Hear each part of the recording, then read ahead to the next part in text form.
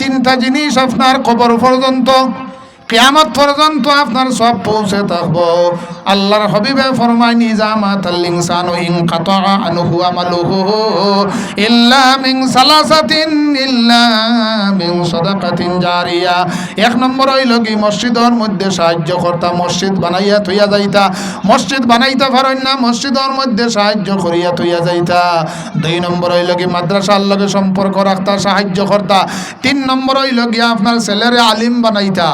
ইনো তো আপনার এপ্রিল মাসও দেখবা 40,000 50,000 টাকা দিয়া দেখা যায় স্কুলও ভর্তি করা, মাদ্রাসার আপনার মসজিদের ইমামর বেতন খালি, মসজিদের ইমামর বেতন দেখা যায় পুরা বছরে মাত্র 700 টাকা, ওগুনটাও নাই। ছেলেরে আপনি আলিম বানাইতা, যদি আপনি ছেলেরে ইসলামিক শিক্ষা দিয়া যান, আলিম বানাইয়া থইয়া যান, এই মাসের মধ্যে আপনার লাগিয়া দোয়া করব। আল্লাহর হাবিবর কিনারার মধ্যে একজন মানুষ গেল গিয়া কইল, ইয়া রাসূলুল্লাহ, আমার মা মারা গেছেন, আমার বাবা মারা গেছেন, কিন্তু আমি উপযুক্ত সময় পাইছি না, আমি মেচুইট হইছে না, আমি ডাক্তার দেখাইতাম পারছি না, আমি কোনো সম্মান দিতাম পারছি না, আমার কাছে কোনো টাকা পয়সা আসলো না আমার বাবারে ডাক্তার লইয়া যাইতাম, আমার বাবা বড় একটা রোগে মারা গেছেন, আমি চিকিৎসা করতাম পারছি না, আমি কি আমার বাবা এবং মার কোনো খেজমত করতাম পারি? আল্লাহর হাবিবে জানাইলা, তোমার মা বাবার লগে যারা উঠা বসা করছেন, সম্পর্ক রাখছেন, মায়া রাখছেন, তারার লগে তুমি সম্পর্ক রাখো, মায়া রাখো। তারা যদি গরিব হইয়া থাকেন, তারারে সাহায্য সহযোগিতা করো, সেই খেজমতটা তোমার বাবা এবং মার কবরের মধ্যে গিয়া পৌঁছিব। সুবহানাল্লাহ। মা বাবার লগে যারা উঠা বসা করছেন এবং আপনার কুটুম যারা সেনেরার লোকে খায় খবর সম্পর্ক রাখো, মায়া রাখো। এরারে যদি আপনার সম্পর্ক রাখো, মায়া রাখো, আপনার সাহায্য সহযোগিতা করো, তাহলে তোমার বাবা এবং মার কবরের মধ্যে গিয়া পৌঁছিব। আল্লাহর হাবিবে ফরমাইন, তোমরা মা বাপরে দুনিয়ার মধ্যে সম্মান দিয়ে সম্মানী হইবাই, হক্কানি আলিম রে দুনিয়ার মধ্যে সম্মান দিয়ে সম্মানী হইবাই। বাড়িয়ে করে মা বোনিন যারা আছো, তোমরা দুনিয়ার মধ্যে স্বামীরে সম্মান দিয়ে সম্মানী হইবাই। আজকাল তো স্বামীরে সম্মান দেওয়া 1% ওয়াইফ হলে দেন না, বলে না নিসাব হল জি। এক বেটার ওয়াইফ গুলার গাঙ্গ ডুবিয়া মারা গেছে, মারা যাওয়ার পরে তুকানি শুরু করছে, উজানে দিগিয়া তুকার মানুষে জিগার হল্লা কিতা হইছে বিলে, আমার ওয়াইফ ডুবিয়া মারা গেছেন, বিলে ডুবিয়া মারা গেছেন আপনি ডাউনে দিছাইতা, আপনি দেখি উজানে দিয়া, বিলে আমি যতদিন পর্যন্ত লইয়া খাইছি অতদিন পর্যন্ত আমার মাতর ডাউনে একটা দিন রইছে না, আমার দিল বিশ্বাস এগো মরার পরে উজানে দি যাইব। কথাটা বুঝাইতাম পারছি নি সাহাব হল। আরো এক জায়গা দেখা যায় আপনার স্বামী স্ত্রী উপার্জন, আপনার আর কোনো অসুবিধা নেই। অন্য এক জায়গার মধ্যে দেখা যায় স্বামী স্ত্রী পর্যন্ত জগলা বিবাদ আরম্ভ করছেন, স্বামীর আপনার টামানি সম্ভব হয় না, স্ত্রীরও টামানি সম্ভব হয় না। স্ত্রীর আমি কইলাম তোমার স্বামীর ফাওয়ার তলে হইয়া থাকলো তোমার বেহেস, বেটিয়া উঠিয়া হয়ে ও ফাটা ফাওয়ার তলে আমার বেহেস নেই। আমি চাইয়া দেখি ও পর্যন্ত আপনার চৈত বৈশাখী এটা একটা ফাটা দেয় না নি চাপ হল জি, কইল চাপ ও দেখেন খাতার অবস্থা লেফর অবস্থা। আমি কইলাম ও অবস্থার তলে হইল কি তোমার বেহেস্ত, তোমার 14 চুলিয়ে তোমার বেহেস্তর মধ্যে দিতে পারতা না, তোমার স্বামী যত সময় পর্যন্ত তোমার উপরে রাজি না হইবা। তে যাই হোক আমার সাহাব হল, এই মাসের মধ্যে আমরা মা বাবার লাগি দোয়া করতাম, মা বাবা যদি দুনিয়ার মধ্যে তখন তাহলে তারারে সম্মান দিতাম, ইজ্জত দিতাম, তারার উপকার করতাম, তারার লগে ভালো ব্যবহার করতাম। আজকাল দেখা যায় বাবা যে সময় ছেলেরে ডাক দিল, ও কালামুদ্দিন আমার কিনারার মধ্যে আসাইন, আতর মধ্যে সাদ্দা লইয়া আইয়া কর, বাবা খোসাইন সাদ্দার গুলা চকুর সামনে আইয়া আনিয়া কর খোসাইন। ওলা চলেন না নিসাব হল, বাবারে ইনকারও করেন না।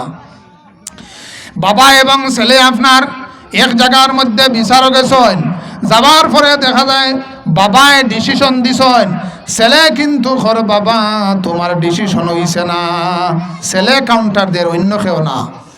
বাবাই উঠিয়া কইল, বাবারে তুই নইলে গিয়ে আমার পেশাব তনে তোর জন্ম, আমি যে জায়গার মধ্যে আইছি জায়গার মধ্যে তুই নাইলে এখানে, আর যদি আইস তাইলে আমি যেটা কইম তুই জয় জয় কাউন্টার দেওয়া হয়েছে না নি সাহাবকল? জি, বাবার দেওয়া হয়েছে না নি? এর গতিকে আমার সাহাবকল আল্লাহর হাবিব রে একজন সাহাবী গিয়া কইলা, ইয়া রাসূলুল্লাহ আমি খিদমত করব খার। আল্লাহর হাবিবে ফরমাইনে কালা উম্মুকা, তোমার মার খিদমত করো। বিলে এরপরে খার বিলে কালা উম্মুকা, তোমার মার খিদমত করো। এরপরে খার বিলে কালা উম্মুকা, তোমার মার খিদমত করো। এরপরে খার বিলে কালা আবুকা, 4 নম্বর বার কইছেন বাবার। বাবার খালি একবার কইছেন, এতে বাবারে কিছু কম করতায়নি না। ও আপনার হাদিসের ব্যাখ্যার মধ্যে নিয়ে এক আয়াতরে ফিটিং করছেন। কোরআন শরীফের মধ্যে 26 পারার মধ্যে আইছে, ওয়াসাইনাল ইনসানা বিওয়ালিদাইহি ইহসানা হামালাতুহু উম্মুহু কুরহান ওয়া ওয়াদাআতুহু কুরহা ওয়া হামলুহু ওয়া ফিসালুহু 30 শাহরা। সমস্ত মানুষে আল্লাহ জানাইয়া দিছেন তোমরা মা বাবার লগে ভালো ব্যবহার করো, মা বাপরে ইহসান করো। ও আয়াতের মধ্যে কইতা তোমার মায়ে তোমারে 10 মাস 10 দিন কষ্ট ভোগ করছেন, সেটা বাবাই করছেন না। এরপরে তোমার যেদিন ডেলিভারি হয়েছে সেই ডেলিভারির কষ্ট তোমার মায়ে করছেন, কিন্তু বাবাই করছেন না। এবং আপনার 30 শাহরা 2.5 বছর পর্যন্ত দুধ পালন করিয়া তোমার কষ্ট করিয়া লালন পালন করছেন, সেই কষ্ট তোমার বাবাই করছেন না। হযরতে জুনাইদ বাগদাদী রহমতুল্লাহি তাআলা আলাইহি একদিন ঘুমাইছেন। ঘুমানির লগে লগে একজন মানুষ আপনার দেখা যায় সমস্ত শরীর খয়লা হয়ে গেছে গিয়া, চলতে চলতে দুজখের মধ্যে বিলে সাপ আমার ছেলে নাই, আমার একজন মেয়ে আছে, আপনি মেয়ের একটা সংবাদ দিয়া দেও।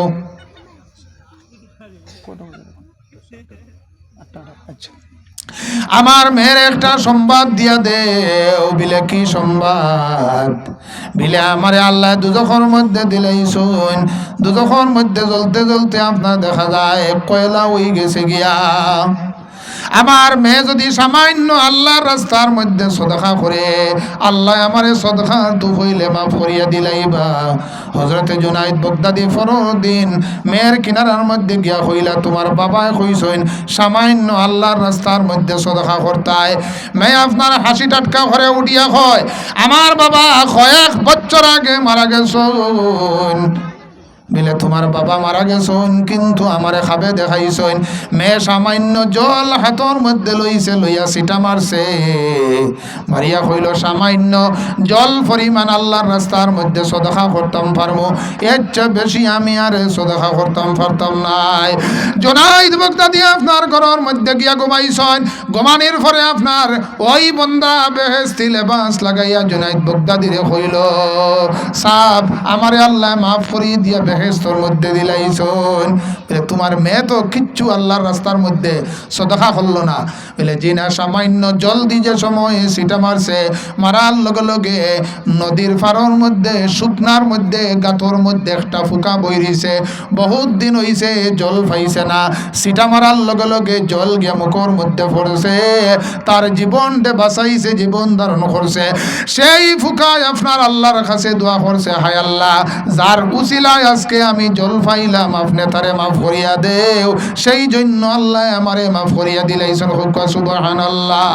ইয়া রাসূলুল্লাহ ইয়া হাবিব, ইয়া রাসূলুল্লাহ ইয়া হাবিব, ইয়া রাসূলুল্লাহ ইয়া হাবিব, ইয়া রাসূলুল্লাহ ইয়া হাবিব, ইয়া রাসূলুল্লাহ ইয়া হাবিব, ইয়া রাসূলুল্লাহ ইয়া হাবিব। আমার মৌতের কঠিন কালে তাকিয়া নবী গো, আমার শিয়রে ইয়া রাসূলুল্লাহ ইয়া হাবিব, ইয়া রাসূলুল্লাহ ইয়া